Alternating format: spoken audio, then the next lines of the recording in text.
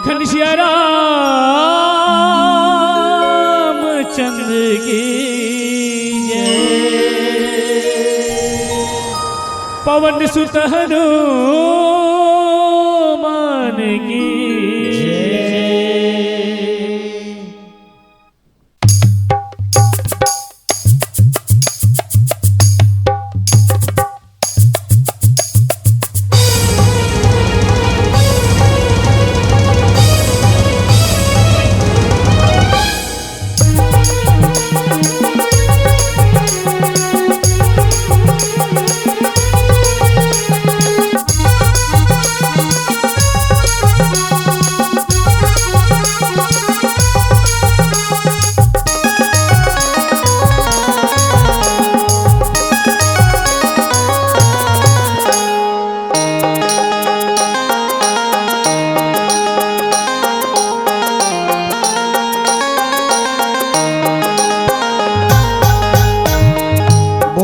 श्री रामचंद्र की जय।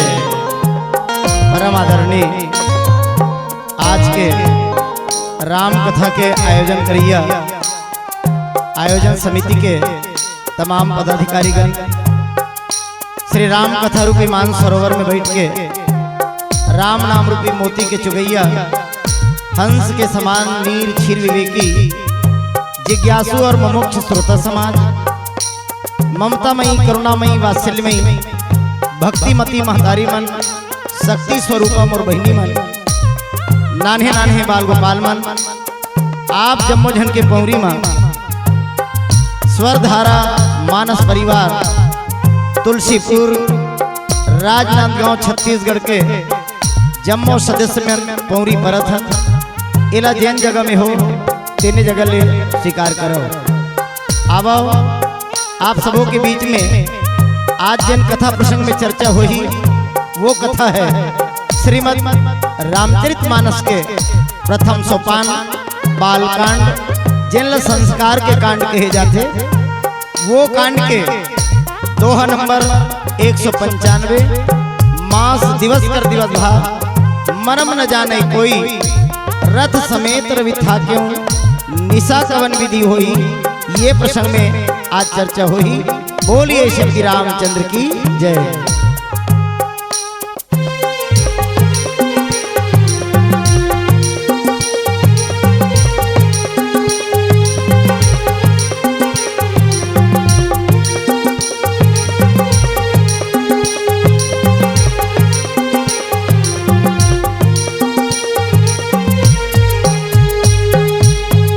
मास दिवस कर दिवस भा मरम न जाने कोई रथ समेत रवि था क्यों निशा कवन विधि होई निशा कवन विधि होई।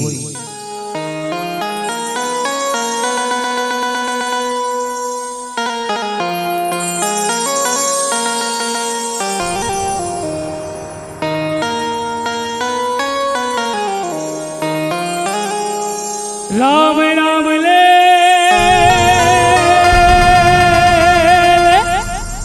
जिंदगी बीत जाही रे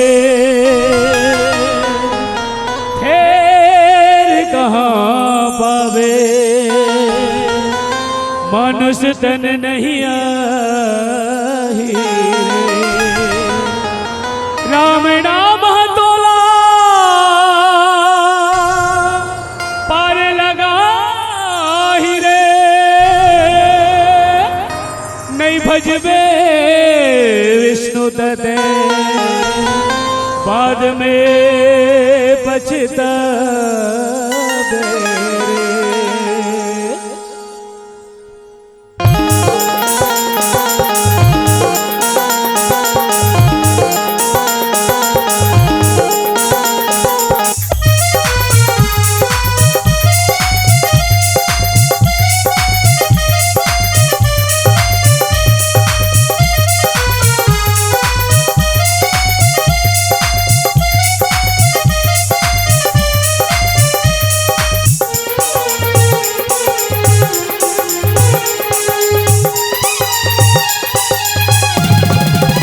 मन मंदिर माते राम बसावे मन मंदिर माते राम भक्ति रंगमा है चोलन रंगाले भक्ति रंगमा है चोलन रंगाले मन मंदिर मा तेरा अमला बसाले मन मंदिर मा तेरा अमला बसाले भक्ति रंगमा है चोलन रंगाले भक्ति रंगमा है चोलन रंगाले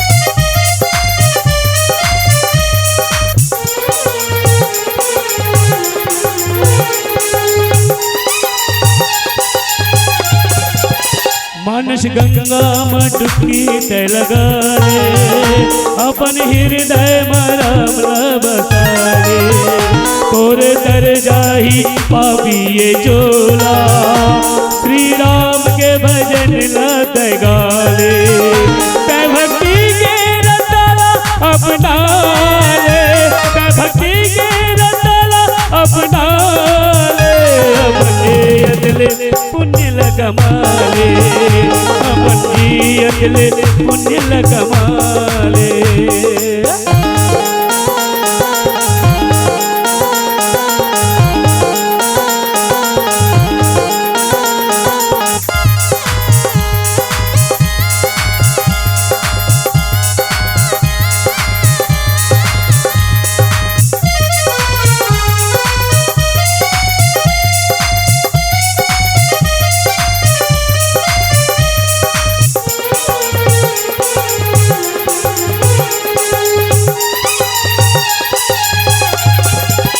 बने बने के संग संगवारे भगत माँ कोनो नहीं है जिनारे कोनो नहीं है रे तोरे पूछैया देख सुन के तेरे बेरे गैया का भरोसा है मनुष्य तन के का भरोसा है मनुष्य तन के मन लगा लेते हरि के भजन में मन लगा लेते हरि के भजन में मन मंदिर में तेरा अमला बसाले मन मंदिर में तेरा अमला बसाले भक्ति रंगमा है चोलन रंगाले भक्ति रंगमा है चोलन रंगाले भक्ति रंगमा है चोलन रंगाले भक्ति रंगमा है चोलन रंगाले भक्ति रंगमा है चोलन रंगाले भक्ति रंगमा है चोलन रंगाले बोल लगन से रामचंद्र शंकर हरि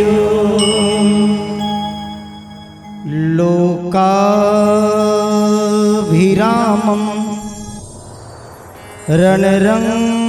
रणरंगधीरं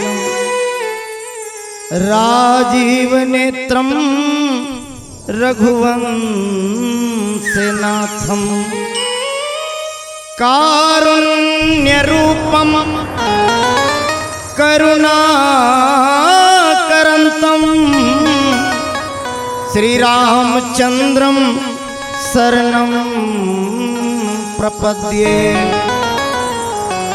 श्री तुलसीदास जी के पद कमल बारंबार मनाई गुण गावों सिया राम के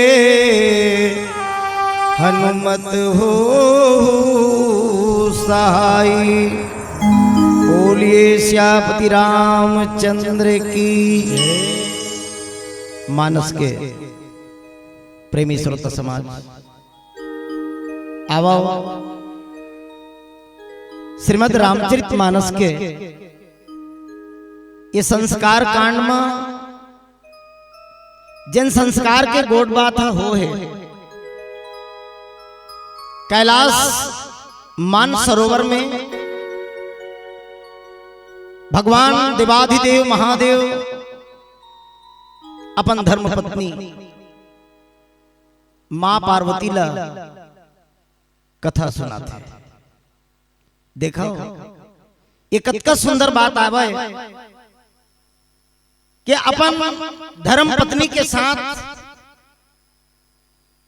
महादेव राम कथा के चर्चा कर। जीवन में संस्कार की ये बात ला हर व्यक्ति ला जानना चाहिए। काबर संत मन चार चीज ला बिल्कुल चेता है। का बात ला काकर कर कभी करना नहीं चाहिए, अब का बात ला काकर कर ले छुपाना नहीं चाहिए। ये बात ला जाने ले परिवार में एक अच्छा संदेश जा सकता है। का पुत्र कितना ही प्यारा हो उसे सिर पे बिठाना ना चाहिए, बेटी कितनी ही प्यारी हो उसे घर घर घुमाना ना चाहिए, पत्नी कितनी ही प्यारी हो उसे राज बताना ना चाहिए, भाई कितना ही बैरी हो उससे राज छुपाना ना चाहिए। हम जीवन में यही गलती करते हैं। जेन बात ला पत्नी करा नहीं गोठियाना चाहिए तेला गोठिया डारथन, और जेन बात ला गोठियाना चाहिए तेला नहीं गोठियाना। पत्नी करा अपन जीवन में अपन जीवन के व्यथा और कथल नहीं बताना चाहिए। पत्नी करा जब चर्चा करे के अवसर मिले तो श्रीमद् रामचरितमानस बताते कि महादेव हा अपन कथा नहीं बल्कि भगवान की कथा बताए। और कौन कथा? जैन कथा। भगवान श्री रामचंद्र जी धरती के भार ला उतारे बर ये धराधाम में आई। वो समय भगवान महादेव जेर अपन आँखी ले देख के आए। सुने सुनाए बात नहीं, इला अपन आँखी में देखे रही। तेन बात ला मां पार्वती ला बताते कि पार्वती जैन समय भगवान राम लक्ष्मण भरत और शत्रुघ्न चारों कुमार के जन्म अयोध्या में राजा दशरथ के घर हुई। तब वो दिन राजा दशरथ के घर में 1 महीना के महोत्सव। जैन गोस्वामी जी महाराज श्रीमद् रामचरितमानस में लिखे इसके मास दिवस कर दिवस भा मर्म न जाने कोई, रथ समेत रवि था क्यों निशा कवन विधि हुई। महादेव मां पार्वती ला बताते कि पार्वती 1 महीना के एक दिन हो गए। ऐ तुमन कैसे गोठिया तो महादेव ऐसा गला भला हो सकते ले तो बताओ भला 1 महीना के एक दिन कैसे पायक होगी। सोही कहते भगवान भोलेनाथ कथे जो छछ लड़गी हंसो एकर से हो गए कि सूर्य नारायण हर रथ में बैठ के आए रही से और 1 महीना ले सूर्य वहीं ठहर गए मुझे रुक गए। बता भला सूर्य रहे रही तब भला कोनो रात होगी। एक सती महादेव मां पार्वती बताते कि पार्वती 1 महीना के एक दिन हो गए। और यही बात के चर्चा आगे जाकर के महादेव ये बात के बिस्कुटा ला मां पार्वती गंभीरता से लेते कि कैसे ढंग कैसे होई सोई। ये तो सुने में भी आश्चर्य लगा थे। ये ला बने ढंग के फरिया के बता दो महादेव ऐसा बात ला जब किन हाथ जोड़ के विनती करीन तब महादेव आगे के रहस्य ला बताते। अब सुनबो एक ठन भजन के बाद।